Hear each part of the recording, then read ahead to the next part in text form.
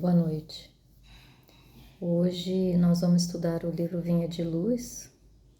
Antes vamos fazer uma oração, pedindo a Jesus que ilumine nossas mentes, nossos corações, que possamos fazer o melhor entendimento daquilo que os nossos corações dão conta, para que nós possamos, de alguma forma, refletir sobre o que estudamos e tentar colocar isso em nossas vidas.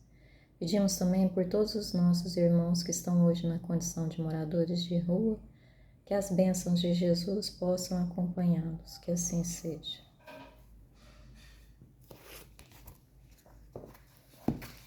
Então, hoje nós vamos trabalhar a lição 54 do livro Vinha de Luz, psicografada por Francisco Cândido Xavier, através do Espírito de Emmanuel. E aí, é um trecho que Emmanuel escolhe, que vem de Lucas, no capítulo 12, versículo 1. Acautelai-vos primeiramente do fermento dos fariseus. Jesus tem diversos trechos na Bíblia de encontro e de perseguições entre Jesus e os fariseus, e como eles armavam armadilhas, como eles tentavam aprisioná-lo, como eles acabavam sendo inimigos mesmo de Jesus. E aí nós precisamos lembrar, no capítulo 8 do Evangelho, segundo o Espiritismo, há um trecho em que fala, no item 8 do capítulo 8, verdadeira pureza, mãos não lavadas, em que os fariseus falam para Jesus, mas como seus discípulos comem sem lavar as mãos? E aí Jesus, numa retórica, vai confrontá-los que o problema não é só lavar as mãos, mas tentar vivenciar de uma forma verdadeira aquilo que se prega, que é diferente de simplesmente fazer um ato externo. No encontro da mulher adúltera com Jesus, há outro desafio, porque eles perguntam para Jesus, enquanto Jesus está lá visualizando o que está acontecendo, eles perguntam para ele, e tu o que dizes, Jesus escreve está escrevendo lá, e fala para eles, aquele que estiver sem pecado que atire a primeira pedra, E são vários encontros assim, se a gente for narrar, a gente vai entender os processos que eles instalam contra Jesus. Mas primeiro, eu acredito que a gente precisava entender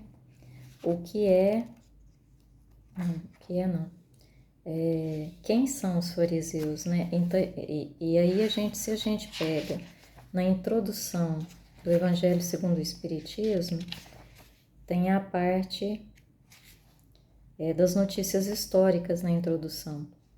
E um dos povos que são elencados lá são os fariseus. E aí eu vou ler algumas partes do que é falado, Fariseus, do hebreu parush, divisão, separação. A tradição constituía parte importante da teologia dos judeus. Consistia numa compilação das interpretações sucessivamente dadas ao sentido das escrituras e tomadas artigos de dogma.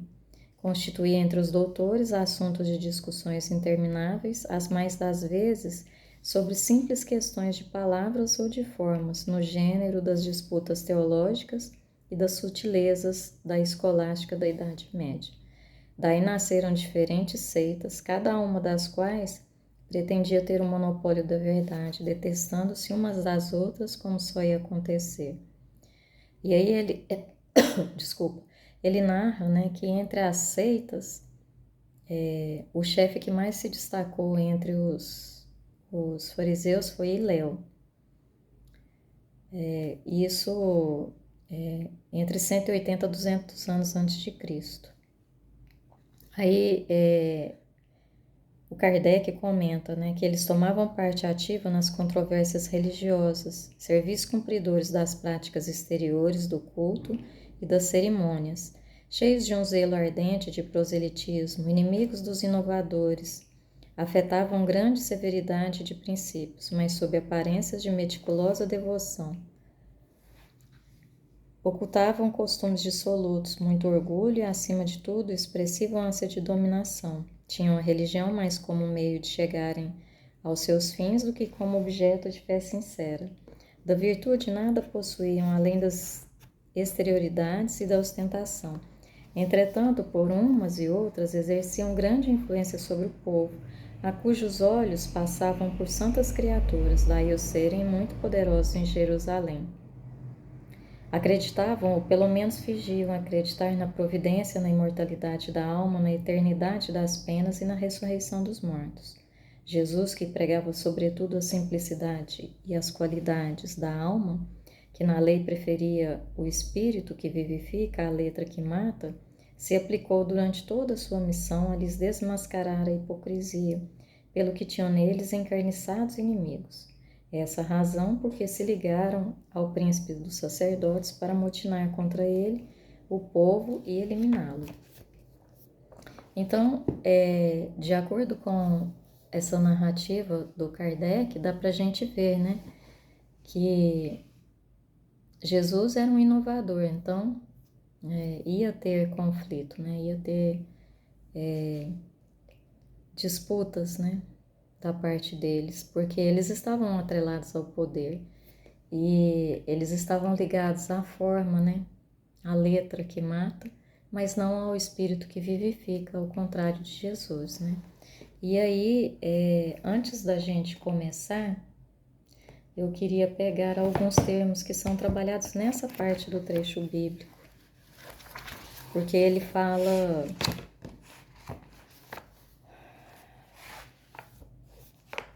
do fariseu, né, que se a gente pegar, são as pessoas, são aqueles de crenças mais formalistas, doutores da lei na época de Jesus Cristo. E aí, no Vinha de Luz, ele fala: acautelai-os primeiramente do fermento dos fariseus. E aí nós primeiros precisamos pensar o que é fermento, né? Fermento é algo que leveda a massa, que faz a massa crescer, tornar fofinha, né? Que aumenta o volume, né? Mas, e aí a gente precisa pensar, né? Que a gente precisa ser cuidadoso em relação a isso, né? Se é uma advertência de Jesus, ele mais do que nunca, ele sabia disso, né? E aí, só para a gente analisar, né? Esse fermento, o que Jesus queria nos dizer, né? E aí Emmanuel começa a sua narrativa. Fariseu ainda é todo homem presunçoso, dogmático, exclusivo, pretenso privilegiado das forças divinas. Mais uma vez eu queria parar para nós analisarmos, né? Porque duas palavras aqui são muito importantes para a gente seguir com o texto. Uma delas é presunçoso. Eu não sei se muitas vezes, quando a gente lê, se a gente tem a noção exata do que o termo quer nos dizer, né? Então, eu procurei saber, né, pelo dicionário, na íntegra, o que quer dizer presunçoso. Presunçoso é aquele que se supõe melhor, mais bonito, mais vaidoso, mais inteligente, mais capaz, né? Melhor do que os outros. Então, todas as vezes em que nós nos colocarmos na posição de comparação com o outro, nós estamos sendo presunçosos. Nós estamos, através das comparações, elegendo alguém como pior do que eu, ou pior do que outro, né? Porque essa presunção pode vir em relação à minha família, a um filho, né? Então, o outro termo é dogmático. Dogmático é aquele que se apresenta com caráter de certeza absoluta. E aí nós precisamos pensar nisso, né? Porque muitas vezes a gente tem essa mania de achar que as nossas certezas elas são absolutas, quando na verdade absoluta é só a lei de Deus, né? E são questões que ele coloca aqui, né? E ele nos enquadra Dentro desse processo, todas as vezes em que a gente for presunçoso, dogmático, exclusivo, pretenso privilegiado das forças divinas, qual de nós não tem mania, né, de nos nossos serviços, nas nossas vidas, falar: ah, o meu filho é o mais inteligente da turma, ou o meu irmão é que conseguiu passar naquele concurso, né? Ele foi um dos melhores. E por aí a gente vai elevando, né, essas características, né? Esse exclusivismo. Ah, o meu filho passou no vestibular porque ele estudou muito, né? Ele merece estar nessa posição. Se ele merece ou não, isso é uma característica que já está nas linhas da trajetória dessa pessoa. E se há um esforço, né, para que essa conquista, é uma conquista dessa pessoa, né? E a gente não tem que ficar elevando, colocando como se fosse exclusivo dele, né? Esses dogmáticos, né? Ai, meu Deus, a gente vive fazendo essas coisas, né? E a gente precisa repensar as nossas atitudes. Então, quando o Emmanuel já começa a falar aqui, ele já nos enquadra e faz a gente pensar, né? Será que eu estou tô tendo atitudes farisaicas quando eu ajo assim ou assado, né? E a gente precisa pensar, a gente precisa se conhecer, né? Porque a questão 919 do Livro dos Espíritos fala para nós, né? Conheça-te a ti mesmo. E a gente muitas vezes não se conhece. Às vezes em pequenas frases é que a gente vai se percebendo, né? Presunçosa, dogmática, exclusivista, né? Então a gente precisa tomar muito cuidado, vigiar muito as nossas ações, nossos pensamentos, para a gente ir se melhorando nesse processo de autoconhecimento. Aí o Emmanuel continua falando: o orgulhoso descendente dos doutores de Jerusalém ainda vive. Aqui, ó, nós.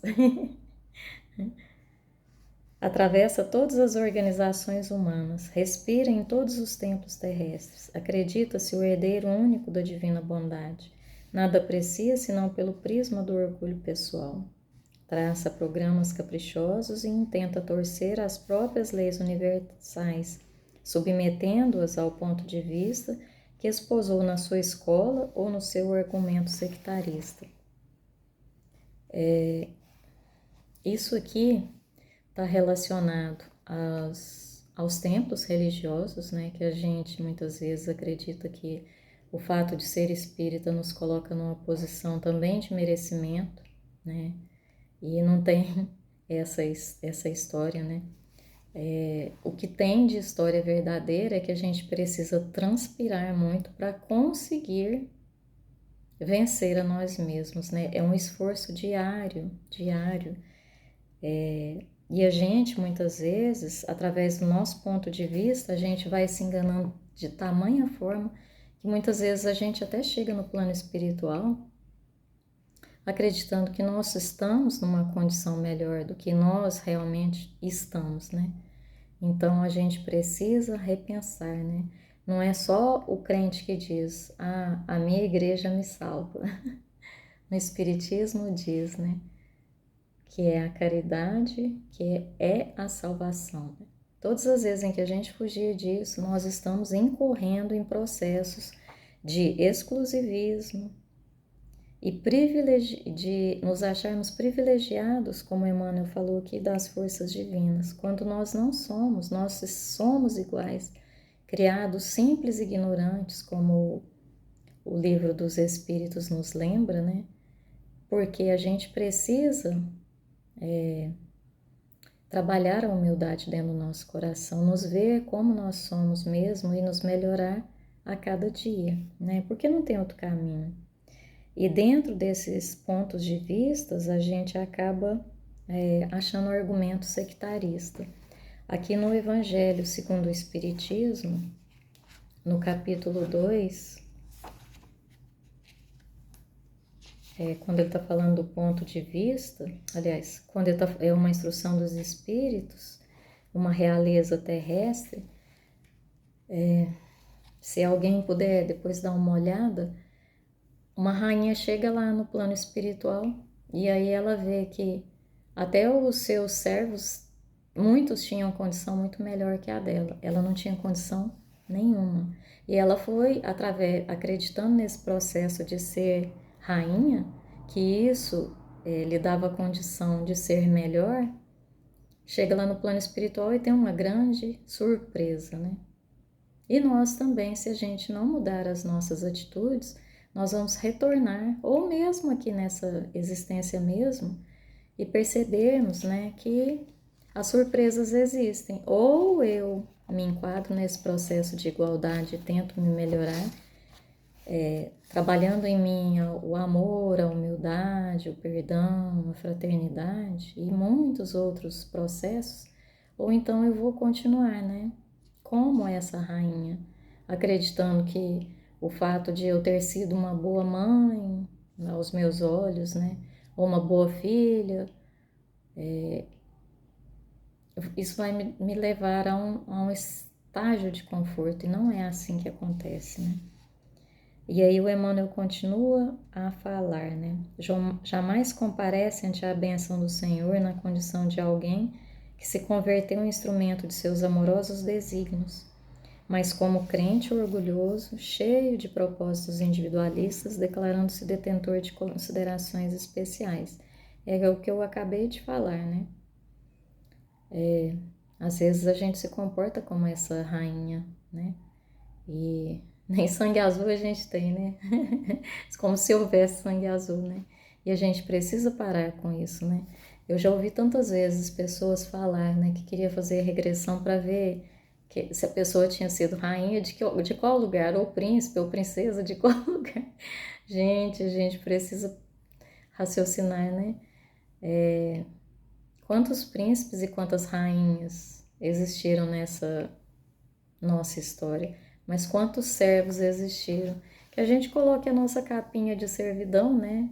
E seria o melhor para as nossas vidas, né? Porque enquanto ligados, né, a processos de poder, mais a gente falha, né? Mais a gente cai.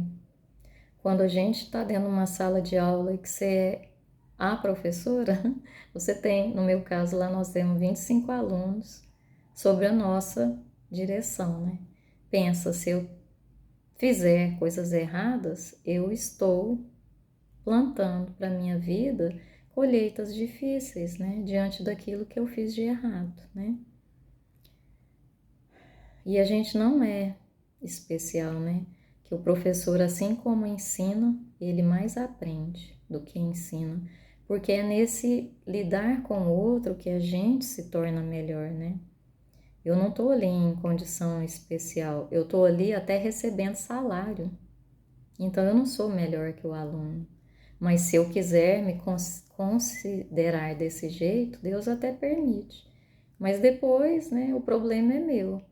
Ao contrário da professorinha, no livro Voltei, né, que professorinha de primário, que cuidou dos seus alunos, quando desencarna, tendo dirigente espírita lá junto com ela, né, tendo pessoas de renome, como o Jacob de Mello, né, que foi um grande trabalhador da seara espírita, mas que não soube amar.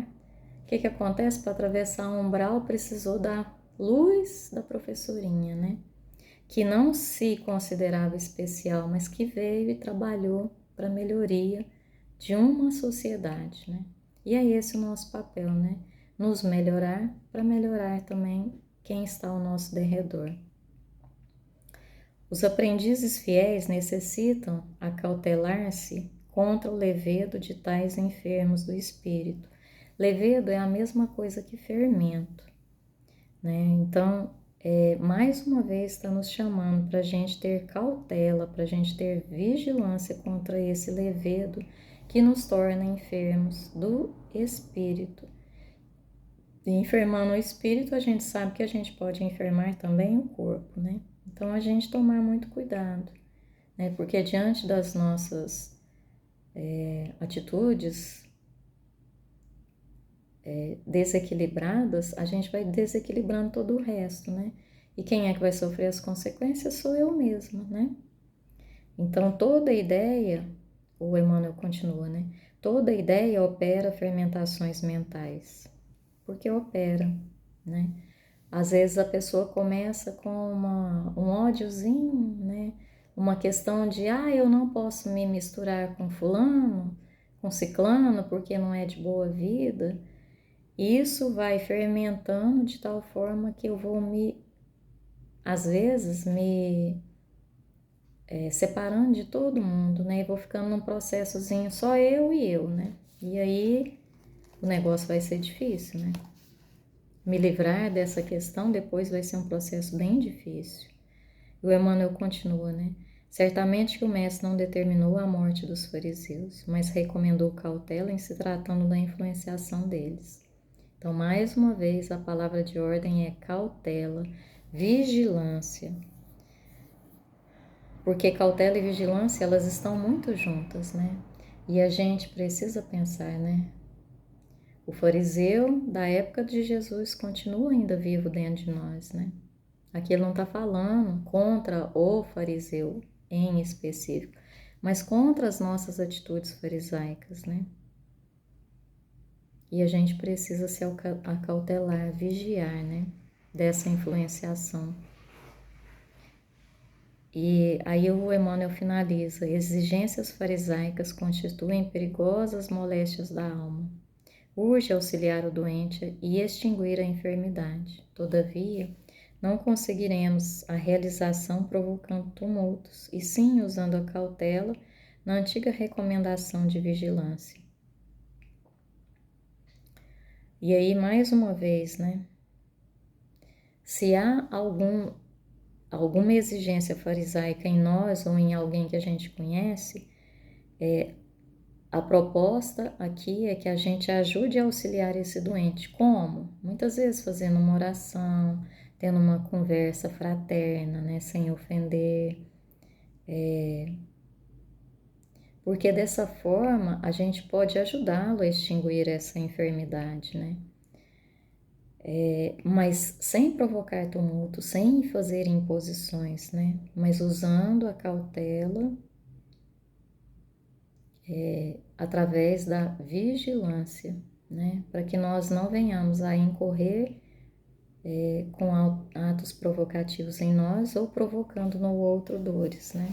Que aí a gente vai ter que arcar com as consequências, né? Uma vez que se eu plantar dificuldades na vida de alguém, eu vou colher essas dificuldades, né?